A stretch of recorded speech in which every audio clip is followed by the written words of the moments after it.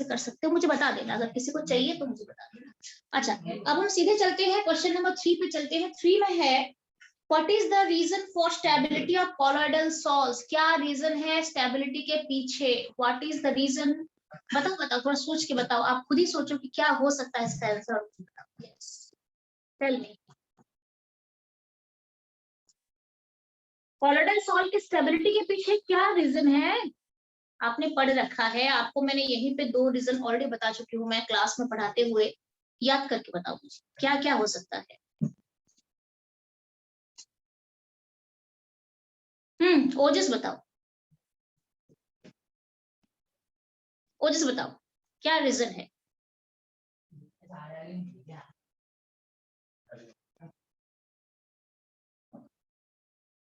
ओजस नहीं बता पा रहा है स्टेबिलिटी। बहुत अच्छा, very good Mudit. One more reason, Brownian movement. Brownian movement, ठीक है। आपको ब्राउनियन मूवमेंट, आपको कहा था ब्राउनियन मूवमेंट जो है दैट स्टेबलाइजेस द सॉल, पहला पॉइंट। दूसरा पॉइंट है चार्ज और colloidal particles stabilises the sol, ये लास्ट का सबको पढ़ाया था मैंने। 2 चीजें होती हैं जो किसी भी कॉलॉइडल सॉल्यूशन को स्टेबलाइज करता है, क्या है। एक तो ब्राउनियन मूवमेंट रिस्पॉन्सिबल होता है स्टेबिलिटी के लिए, और दूसरा चार्ज ऑन कॉलॉइडल पार्टिकल्स भी रिस्पॉन्सिबिलिटी लेता है स्टेबिलिटी ऑफ कॉलॉइडल पार्टिकल्स के लिए। ये हो गया क्वेश्चन नंबर 3, ठीक है। जिसको आता है मुझे बताते चलना। अच्छा, अब हम चलते हैं क्वेश्चन नंबर 4 में चलते हैं, ठीक है। अच्छा, 4 भी थोड़ा मुझे बताना इसमें कौन से रूल आप यूज कर रहे हो 4th क्वेश्चन के लिए, और आंसर क्या होगा। Out of BaCl2 and KCl, out of barium chloride and potassium chloride, which one is more effective in causing coagulation of a negatively charged colloidal salt? Give reason. हाँ बोलो। BaCl2 है और KCl है, कौन responsibility लेता है। ठीक है रिया, बहुत अच्छा। रिया बहुत अच्छा। ओजस तुम क्या बता रहे हो। BaCl2। अच्छा, एनीबडी एल्स, और कोई डिफरेंट आंसर वाले, या सबका आंसर एक है। अच्छा ठीक है, बहुत अच्छा, very good. Hardy Schulze rule जो यहाँ पे हमको मैंने आपको पढ़ाया था कि higher the valency higher is the coagulating power, higher is the coagulation. तो मेरे पास नेगेटिवली चार्ज्ड पार्टिकल है और नेगेटिवली चार्ज्ड है, और मुझे उसको कोएगुलेट करने के लिए पॉजिटिव चार्ज चाहिए। और पॉजिटिव चार्ज किस तरीके का होना चाहिए, ज्यादा। एक तो BaCl2 है 2+ वाला है, बेरियम का 2+ जा रहा है, और KCl है, और दूसरा वाला KCl है प्लस वाला है। और रूल क्या कहता है, अगर कोई भी चार्ज पार्टिकल है उसका अपोजिट चार्ज कोएगुलेशन के लिए चाहिए होता है, और उसमें जिसकी वैलेंसी ज्यादा होती है वो डोमिनेट करता है, मतलब वो ज्यादा बेटर कोएगुलेशन करता है। तो इसकी वैलेंसी 2+ की वैलेंसी 2 है, बेरियम की 2+ चार्ज ले रहा है ये, और यहाँ पे K का पॉजिटिव सिंगल यूनिट आ रहा है यहाँ पे। तो this is more effective and this is my Hardy Schulze rule, आपको जो मैंने बताया था। अच्छा, ये एमल्शंस वगैरह आप खुद भी कर सकते हो। एमल्शंस के लिए मुझे नहीं लग रहा है कि मुझे स्पेशली आपको पढ़ाना पड़ेगा, आप कर सकते हो। डिफाइन एमल्शंस छोड़ दो। डायलिसिस, डायलिसिस आप कर सकते हो, क्या बताऊं आपको, in reference to surface chemistry define dialysis. थोड़ा सा अच्छा ठीक है, चलो कोई बात नहीं। हाँ, डायलिसिस आप खुद करोगे, आपको मैंने डायलिसिस स्ट्रक्चर बना के बताया था कैसे आप सस्पेंड करके रखते हैं किसी भी एक पार्चमेंट पेपर के अंदर, कॉलॉइडल सॉल्यूशन को वाटर के अंदर उसे रखा जाता है, सस्पेंड करके रख दिया जाता है, उसमें से जो इलेक्ट्रोलाइट है वो बाहर की तरफ आ जाते हैं because they are water soluble. और इसी तरीके से ये डिफ्यूजन के थ्रू प्यूरिफिकेशन चलता है। डायलिसिस में डिफ्यूजन ऑफ सोल्यूट पार्टिकल्स के थ्रू ही मेरा प्यूरिफिकेशन चलता है, यहाँ पे डिफ्यूजन प्रोसेस चलता है डायलिसिस में। आप खुद कर सकते हो डायलिसिस वाला पार्ट, आप खुद पढ़ सकते हो। अच्छा, क्वेश्चन नंबर 7 में चलते हैं। ये भी रीजनिंग क्वेश्चन है। Delta is formed at the meeting point of sea water and river water, why.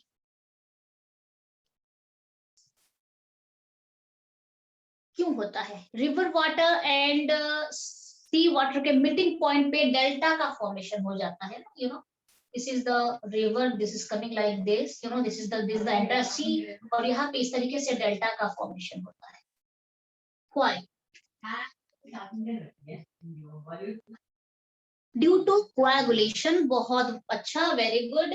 क्या होता है, यहाँ से जो रिवर का पानी यहाँ पे इस तरीके से फ्लो कर रहा है यहाँ पे, तो यहाँ पे होता क्या है, यहाँ पे ये मडी वाटर है, और मडी जो है वो कॉरिडल पार्टिकल है। मड जो है वो कॉरिडल पार्टिकल के फॉर्म में रहता है। जैसे यहाँ पे पहुंचता है सी वाटर में, कॉमन सॉल्ट वगैरह, NaCl वगैरह सब कुछ प्रेजेंट, आपको पता है।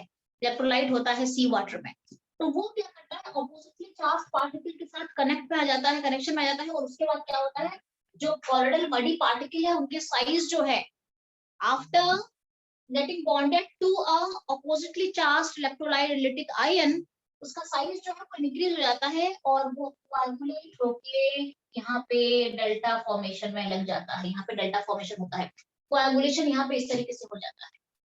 लिख पाओगे?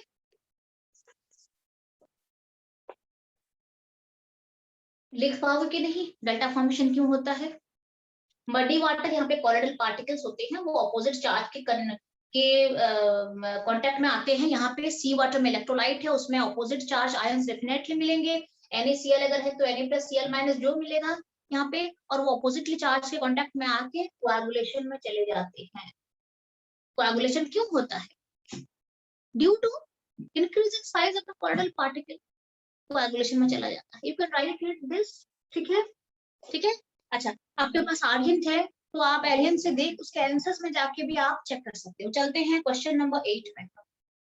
चलो, क्वेश्चन नंबर 8 में बटर का डिस्पर्स फेज क्या है, डिस्पर्सन मीडियम क्या है, ये पढ़ सकते हो या मुझे बताना पड़ेगा? तो खुद भी कर सकते हो।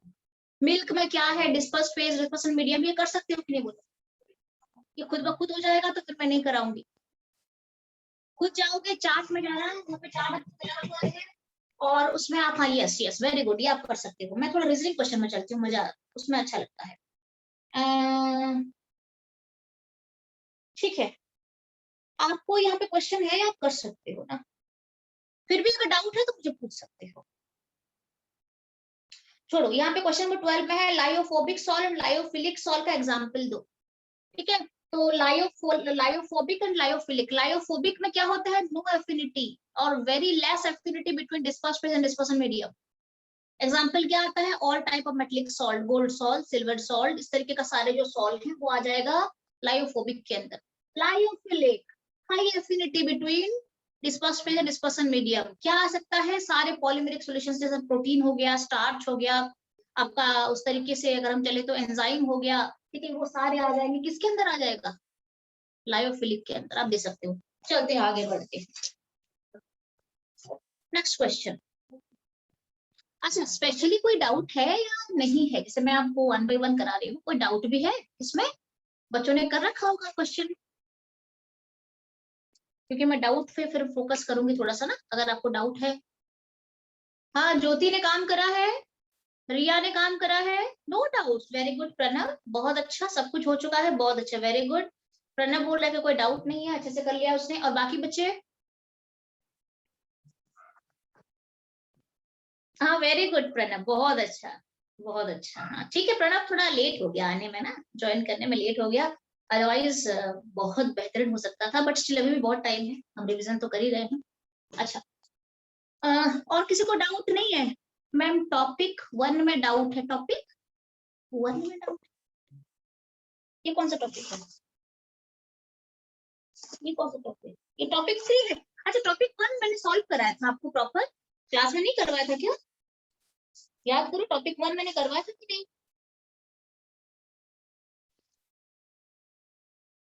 चलो वो भी कर लेंगे। मानवी आज नहीं आ पा रही है क्या, बार बार डिस्कनेक्ट हो रही है, वो भी कर लेंगे रिश्ता, मैं थोड़ा ये सॉल्व करा दूं ये वाला, फिर टॉपिक 1 में भी चलेंगे। तो इसमें किसी को डाउट नहीं है? चलो फिर मैं आपको क्वेश्चंस पूछती हूँ, अगर आपको डाउट नहीं है तो फिर आप मुझे बता सकते हो ना। कि एमएलशन वगैरह छोड़ देते हैं, थ्योरेटिकल क्वेश्चन में थोड़ा हम उसमें चलते हैं। हाँ, what is the name of the temperature about which the formation of micelles takes place? That is the Krafft temperature, all of you know this is the Krafft temperature. And 15, बाकी तो आप कर सकते हो, लायोफिलिक, लायोफोबिक, ठीक है, what is, ठीक है, Factorization you can do.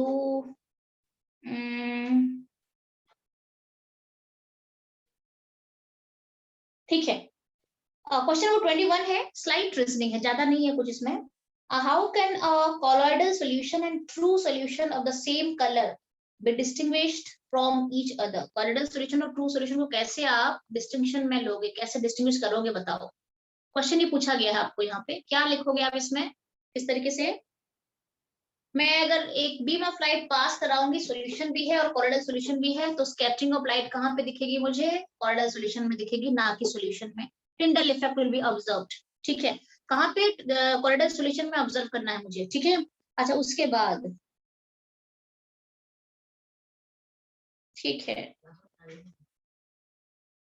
अच्छा यहाँ पे क्वेश्चन नंबर 26 है, What causes Brownian movement in a colloidal solution? क्या किस लिए Brownian movement होता है? Due to unbalanced collision between the dispersed phase and dispersion medium particle, Brownian movement occurs. ठीक है। अच्छा उसके बाद, अच्छा क्वेश्चन नंबर 27 दोनों ही रीजनिंग क्वेश्चन है। 27 में चलते हैं।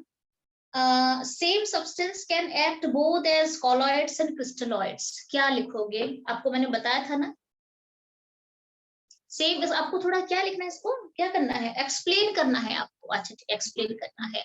Same substance can be used at colloids and crystalloid, क्या लिखोगे इसमें? एक ही सब्सटेंस दोनों अकॉर्डिंग टू साइज, अगर हम देखें according to selection of solvent, हाँ डिपेंड्स ऑन साइज नहीं है।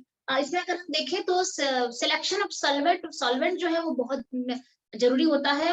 अगर सॉल्वेंट में डिसाइड कर लेती हूँ तब मुझे पता चलेगा कि वो उसमें सॉल्यूशन बनाएगा या कॉलॉइडल सॉल्व बनाएगा। इसका एग्जांपल मैंने आपको दिया था, जो सोडियम है वाटर में वो सॉल्यूशन बनाता है, सोडियम क्लोराइड वाटर के साथ सॉल्यूशन बनाता है, जबकि वो बेंजीन के साथ कॉलॉइडल सॉल्व बनाता है। तो यहाँ पे इंपॉर्टेंट होता है सिलेक्शन ऑफ व्हाट, सॉल्वेंट, और dispersion medium is highly important, ठीक है। अच्छा अब हम चलते हैं नेक्स्ट क्वेश्चन पे चलते हैं। अच्छा ठीक है, आपको यहाँ पे क्वेश्चन को 28 में प्रिपरेशन बोला गया है कि कॉलॉइड सल्फर कॉलॉइडल सॉल्यूशंस कैसे बनाओगे, सल्फर एंड वाटर का कॉलॉइडल सॉल्यूशन कैसे बनाओगे, एंड गोल्ड एंड वाटर का। तो दोनों का प्रिपरेशन प्रोसेस मैंने आपको क्लास में बता दिया था, जिसमें कि सल्फर सॉल और गोल्ड सॉल हमारे बन के आ रहे थे, आप उसे देख लेना एक बार, ठीक है। अच्छा अब हम चलते हैं क्वेश्चन नंबर 29 में चलते हैं। एंड ठीक है, ये आप खुद कर सकते हो। Oil in water type and water in oil type emulsion क्या होता है, क्या एग्जाम्पल है, आप खुद भी कर सकते हो, ठीक है। अच्छा उसके बाद हम चलते हैं क्वेश्चन नंबर 30 भी खुद कर सकते हो। स्मोक है और मिल्क है, कौन डिस्पर्स फेस है, कौन डिस्पर्सन मीडियम है, खुद डिसाइड कर सकते हो, ठीक है। अच्छा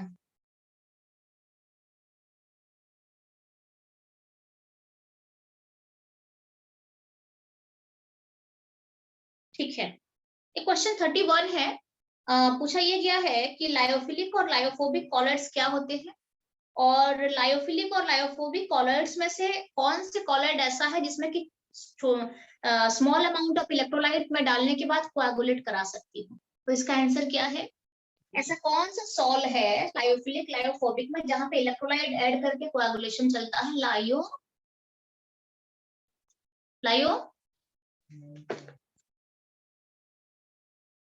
जहां पे मैं electrolyte, small amount of electrolyte use करके या डाल के ऐड करके मैं कोएगुलेशन करा सकती हूँ। What is that colloid? What is that? Lyophobic colloid, lyophobic colloid. अच्छा नेक्स्ट क्वेश्चन पे चलते हैं। मल्टीमोलिकुलर मैक्रोमोलिकुलर आप खुद भी लिख सकते हो, आपको प्रॉपर डिफरेंस बताया गया है, यू कैन राइट, छोड़ दो इसे। मल्टीमोलिकुलर का लायोफोबिक ये यहाँ पे कुछ नहीं है। एसोसिएटेड कॉलॉइड्स क्या होता है, लायोफिलिक सॉल्ट क्या होता है, छोड़ दो। अच्छा ठीक है,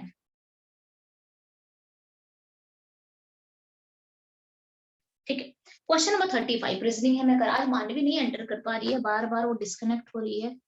हाँ अच्छा ठीक है, क्वेश्चन नंबर 35 रीजनिंग है, मैं करा देती हूँ। 35 का पहला पॉइंट है, a solution of NaCl is added to a sol of hydrated ferric oxide. NaCl add करा दिया है, NaCl सॉल्यूशन डाला गया है किसमें? Hydrated ferric oxide, ferric hydroxide बोला है, कहाँ पर डाला है? हाँ हाइड्रेटेड फेरिक ऑक्साइड में हमने डाल रखा है NaCl डाला है, क्या होगा बताओ, किस तरीके का रिएक्शन बनेगा अगर हाइड्रेटेड फेरिक ऑक्साइड में मैं NaCl डाल दूंगी तो किस तरीके का रिएक्शन बनेगा?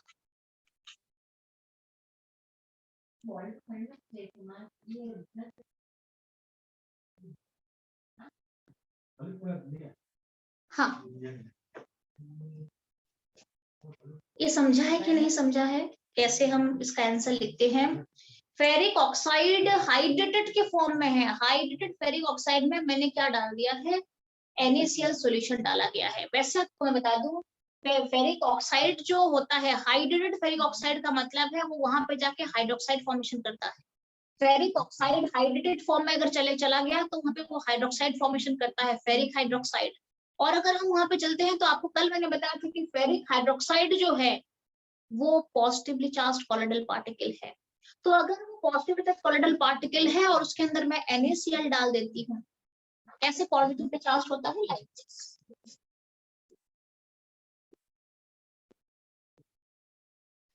हाइड्रेटेड फेरिक ऑक्साइड का मतलब होता है वो सॉल्यूशन के अंदर फेरिक हाइड्रोक्साइड बनाएगा और ये जुड़ जाता है Fe3+ के साथ, जुड़ जाता है, पॉजिटिवली चार्ज्ड कॉलोइडल पार्टिकल हो जाता है। ध्यान रहे, फेरिक हाइड्रोक्साइड इज Fe3+ के साथ जुड़ के वो पॉजिटिवली चार्ज हो जाता है। ये कहां से आया है? ये बेसिकली FeCl3 और वाटर से भी बन सकता है। FeCl3 और वाटर से भी हम इस तरीके का सॉल्ट बना सकते हैं, और ऑक्साइड भी अगर है तब भी वो वाटर के साथ हाइड्रोक्साइड बना सकता है, और ये भी पॉजिटिवली चार्ज्ड है, जुड़ जाता है Fe3+ के साथ। अब इसमें मैंने क्या करा? NaCl डाल, ऑटोमेटिक है, जब पॉजिटिवली चार्ज कॉलोइड है तो अट्रैक्ट किसको करेगा?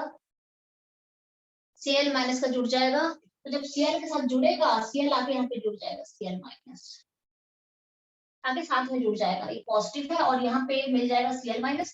अब इसका जो साइज है वो इंक्रीज कर गया है, अब ये हो जाएगा कोएगुलेट। बहुत अच्छा प्रणव, वेरी गुड, कोएगुलेशन में जाएगा।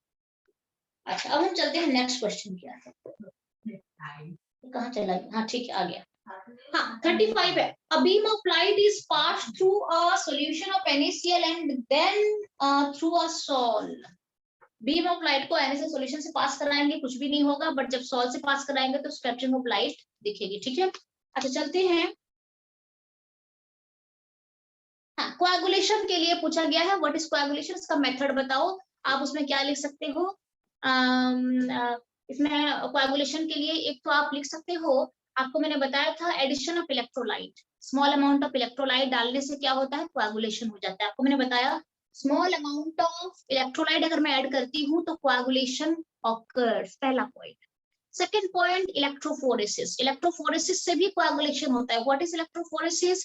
इलेक्ट्रोफोरेसिस का मतलब होता है कि इलेक्ट्रिक फील्ड अप्लाई करके चार्ज कॉलोइडल पार्टिकल को हम ऑपोजिट इलेक्ट्रोड के तरफ मूव कराते हैं, पोटेंशियल डिफरेंस क्रिएट करा जाता है। मान लो कोई पॉजिटिवली चार्ज कॉलोइडल पार्टिकल है, वो जाएगा कैथोड के तरफ, कोई नेगेटिव है वो जाएगा एनोड की तरफ, और जाके वो रिस्पेक्टिव इलेक्ट्रोड पे जाके कोएगुलेट हो जाएगा, दैट इज इलेक्ट्रोफोरेसिस। क्लियर है? क्लियर है। और एक होता है इलेक्ट्रोऑस्मोसिस, और एक होता है इलेक्ट्रोऑस्मोसिस होता है। वहां पे एक चीज का ध्यान रखना है कि इलेक्ट्रोऑस्मोसिस में क्या होता है कि अगर मैं फील्ड अप्लाई, मान लो मैंने फील्ड अप्लाई कर दिया, उसके बीच सॉल्यूशन रखा गया है, कॉलोइडल सॉल्यूशन रखा गया है, ठीक है, ओके। तो यहाँ पे क्या होता है, डिस्पर्स यूजुअली क्या होता है, चार्ज पार्टिकल जो होते हैं ना, डिस्पर्स फेज का जो चार्ज होता है डिस्पर्सन मीडियम का उल्टा चार्ज होता है, तब जाके स्टेबलाइज होगा सॉल्व। डिस्पर्स फेज अगर पॉजिटिवली चार्ज होता है तो मीडियम जो होता है वो नेगेटिवली चार्ज हो जाता है, सो दैट वो क्या होता है, स्टेबलाइज करता है। तो इलेक्ट्रोफोरेसिस और इलेक्ट्रोऑस्मोसिस दो अलग अलग पॉइंट है। इलेक्ट्रोफोरेसिस में क्या करते हैं, हम चार्ज कॉलोइडल पार्टिकल को मूव कराते हैं, ध्यान रहे। और इलेक्ट्रोऑस्मोसिस में हम क्या कराते हैं, चार्ज पार्टिकल को मूव नहीं कराते हैं, डिस्पर्सन मीडियम को मूव कराते हैं। एंड मेरे ख्याल से ये आपके पेपर में है, एक एंट्रेंस का पेपर मैंने जो दिया है, कहीं ना कहीं मुझे दिखा है वो क्वेश्चन है आपके इसमें, इलेक्ट्रोऑस्मोसिस वाला है, चेक कर लेना। मेरे ख्याल से कौन सा सेट मुझे याद नहीं है, आया तो पहला सेट में दिया था या फिर नेक्स्ट लास्ट सेट में दिया है, बट इलेक्ट्रोऑस्मोसिस आपका क्वेश्चन आया है एंट्रेंस में। ध्यान रहे दो चीजें, इलेक्ट्रोफोरेसिस में मैं चार्ज कॉलोइडल पार्टिकल को मूव कराती हूँ, ठीक है, और इलेक्ट्रोऑस्मोसिस में पार्टिकल को नहीं मूव कराया जाता है, किसको मूव कराते हैं डिस्पर्सन मीडियम के पार्टिकल को मूव कराते हैं। This is electroosmosis. आपको पता है ना ऑस्मोसिस में क्या होता है, सॉल्वेंट फ्लो करता है सॉल्यूशन के साइड की तरफ, सॉल्वेंट फ्लो करता है। सिमिलरली यहाँ पे डिस्पर्सन मीडियम फ्लो करता है, दैट इज इलेक्ट्रोऑस्मोसिस। अगर किसी को पॉइंट लिखनी है तो अभी लिख दो, इलेक्ट्रोफोरेसिस और इलेक्ट्रोऑस्मोसिस के बीच क्या डिफरेंस है, ठीक है। अच्छा, अब हम चलते हैं, ये डन हो गया मेरा, ये आपको बताया गया है। अच्छा, और एक होता है कोएगुलेशन के लिए। अभी सबसे पहले आपको क्या बताया कोएगुलेशन का, मैंने पॉइंट बताया आपको कि सबसे पहले इलेक्ट्रोफोरेसिस लिख देना कोएगुलेशन के लिए, फील्ड अप्लाई कर देंगे और अपोजिटली चार्ज जो कॉलोइडल पार्टिकल है, जो कॉलोइडल पार्टिकल्स हैं चार्ज पार्टिकल, वो आइदर पॉजिटिव या फिर नेगेटिव की तरफ जाएंगे अकॉर्डिंगली चार्ज, अगर हम देखें तो, ठीक है, और जाके कोएगुलेट हो जाएगा, इलेक्ट्रोफोरेसिस। दूसरा क्या होता है, by addition of small amount of electrolyte, अगर मैं ऐड कर दूंगी लायोफोबिक में तो भी वो कोएगुलेशन में चला जाता है। ऐसे जैसे एक कॉलोइडल पार्टिकल है चार्ज, मैंने एक इलेक्ट्रोलाइट डाल दिया, तो ये फिर इसमें से जो डिजायर्ड जो चार्ज है उसको अब्सॉर्ब करके वहां पे वो उसको आई मीन जुड़ जाएगा इस चार्ज के साथ और फिर वो कोएगुलेट हो जाएगा। थर्ड एक पॉइंट होता है एक्सेसिव डायलिसिस। एक एक्सेसिव डायलिसिस होता है, हाई डायलिसिस बोल सकते हो आप इसको। तो उसमें क्या होता है, डायलिसिस में क्या करा जाता है, सोल्यूट पार्टिकल को या इलेक्ट्रोलाइट को डिफ्यूजन के थ्रू क्लियर कर दिया जाता है, वाटर में मिलकर बाहर निकल जाता है।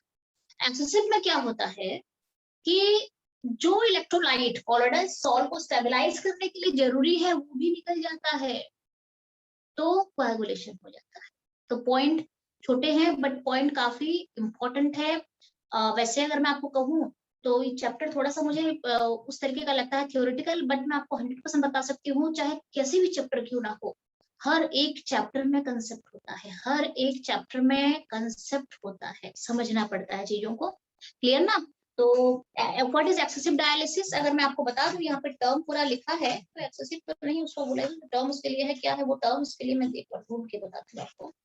इसमें आंसर नहीं है क्या, एक मिनट, कहाँ है आंसर,